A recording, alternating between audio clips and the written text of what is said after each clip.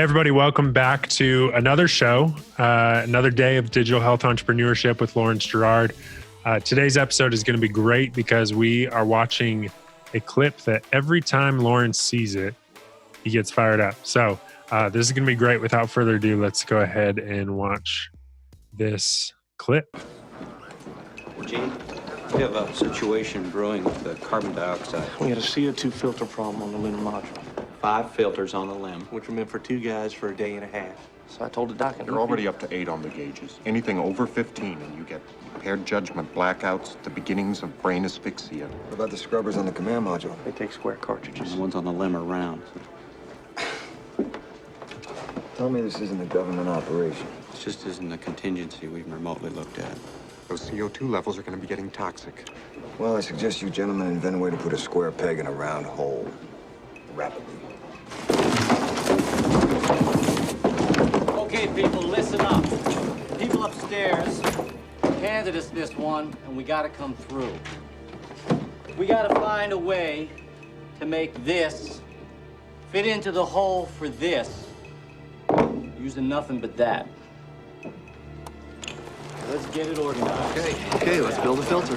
Better get some coffee going, too, someone. Yeah, that clip is so good because it's just about engineering, right? It's about doing things that you would maybe normally consider impossible on your average day when there's no emergency.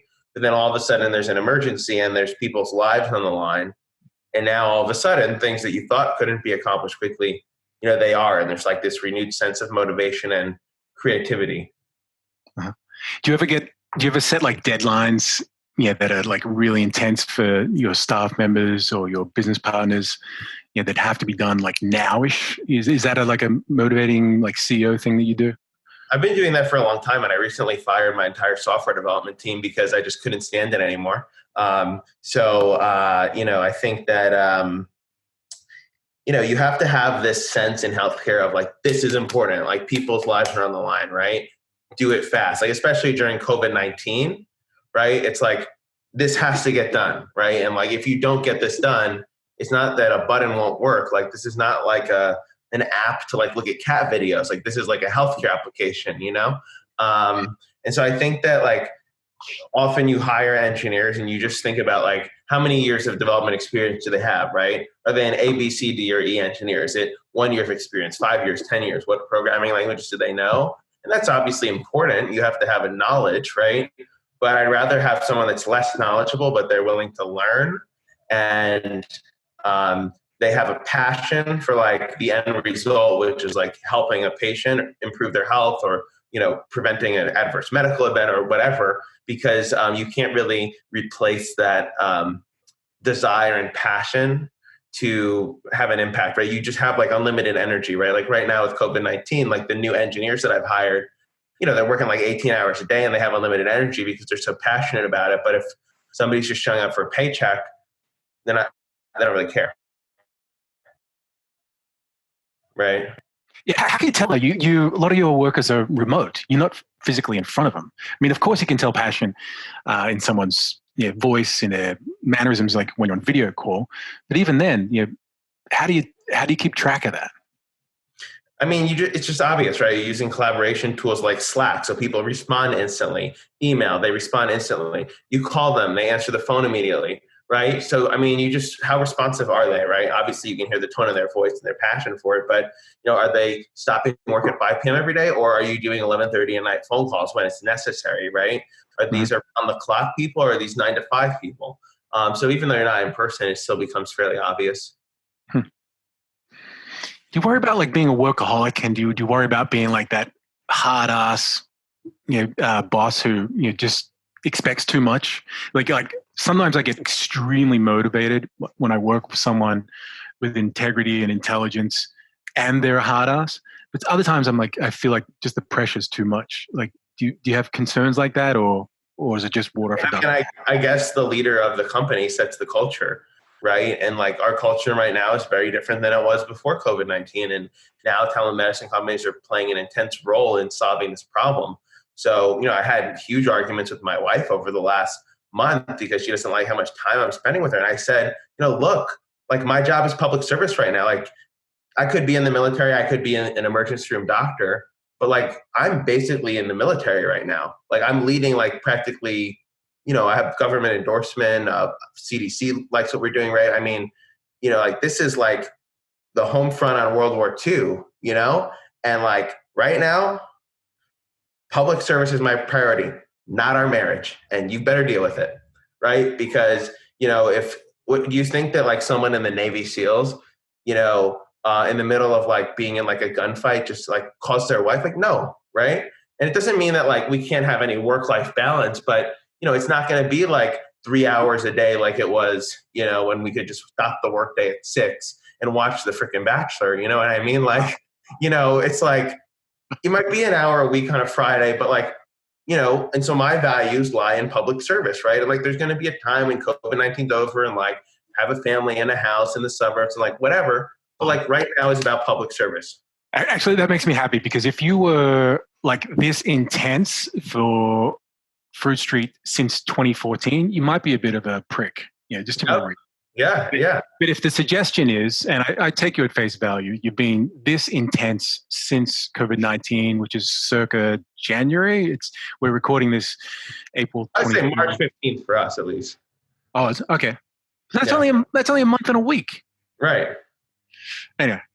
Hey, Seth, come in here. I'm sure you have some questions. Yeah, I'm curious, like kind of back to the ingenuity, the square peg in a round hole type conversation. Like, can you give us some examples of times in your career where you guys have done something under pressure that if you would have been asked before, you would have been like, that's not possible, but you figured out a way to do it? I mean, with COVID MD, right, we wanted to build a national telemedicine service where, we could onboard 10,000 doctors and 1 million patients and the system wouldn't crash, right? And so that sounds ridiculous, right? I mean, some companies take 5 years to build this level of software system. And so we had to go back to the drawing board 20 times. And ultimately we settled on a combination of Salesforce Service Cloud and Zoom, which are military grade scalable technologies, right? But like we threw out what we did 3 or 4 times, right? And so if you start with the question of how do we do X in Y time frame, and you say this must happen, right? Like pretend everybody dies if this doesn't happen. Like you must do this, right? Well, you have to just keep going back to the drawing board hundreds of times until you get it right, and like, don't say that it's not possible, right? Like, okay, yeah, if we have to travel to Mars in 24 hours, like, yeah, okay, it's not possible, right? But like, as long as it's possible within the laws of physics, like, like, don't tell me it's not possible. Like, you better be able to prove why within the laws of physics it's not possible in that time frame, rather than just saying it's not possible. Hey, can you unpack that reference to military grade? Like, I get the reference to Salesforce being like this phenomenal behemoth, which is like, it's like 99.999% up, probably. I'm just inventing numbers. But talk to me, what's that military grade reference you mean? And what's Service Cloud? Who are they? What are they?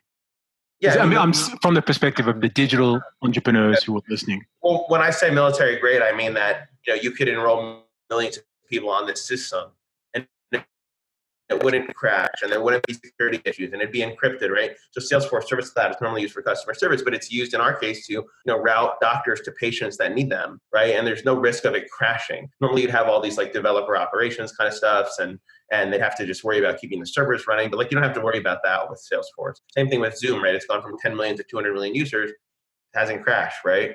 I mean, so that's kind of what I mean by that.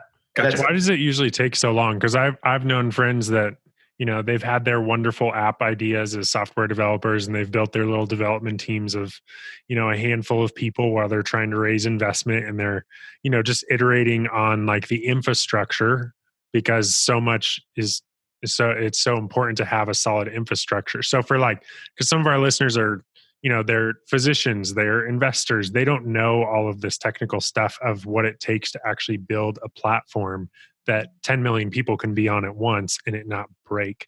Can you like not dumb it down, but give some context for people that don't understand that technology world? I mean, I'm not a developer, but, from my understanding of it is that, when you have like huge amounts of users, I mean, there's like specific developers and backend engineers that are just making sure the servers don't crash, right? Mm-hmm. And that's why when you use something like Salesforce, there's, tens, if not hundreds of billions of dollars invested into this platform. So why would you build it yourself if you can use this cloud infrastructure that's have billions of dollars of capital invested into it.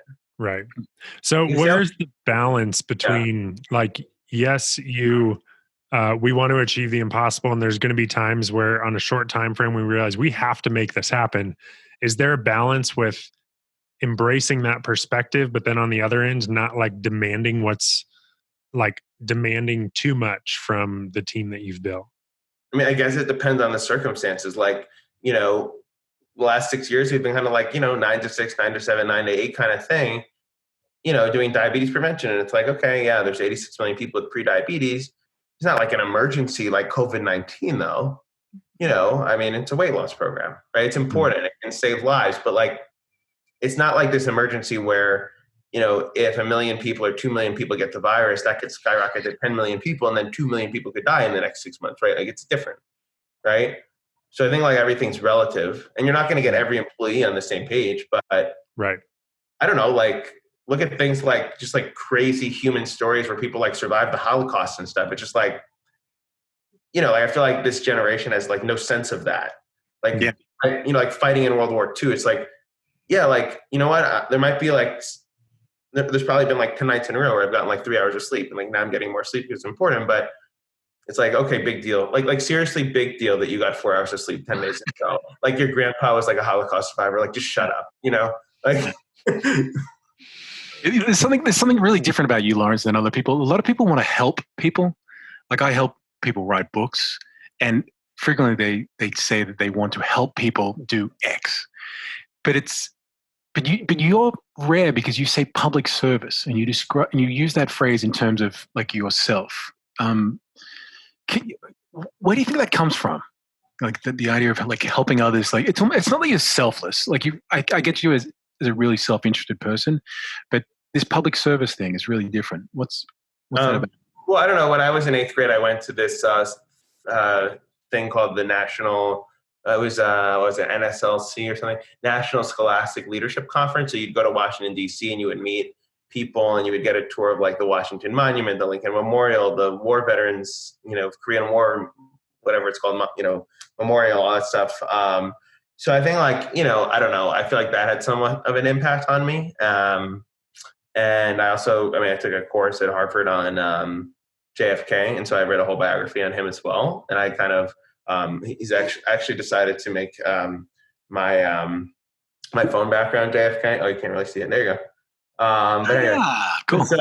So yeah, I don't know. It's just like, I guess I kind of just admire good leadership. So Laurence, I know that Fruit Street is a public benefit corporation, and clearly there are tremendous, powerful benefits for that. Having a mission that has a social impact. But are there any negatives? Like, are there things you can't do because Fruit Street is a public benefit corporation? I mean, I don't know. There might be some stupid venture capital firms that don't want to invest in a public benefit corporation. And to them, I just say, get lost, basically. If you don't want to invest in a business that's going to do good in the world, I don't want your money. Just that? That's got to be another one. That's pretty big. No, that's about it. Cool.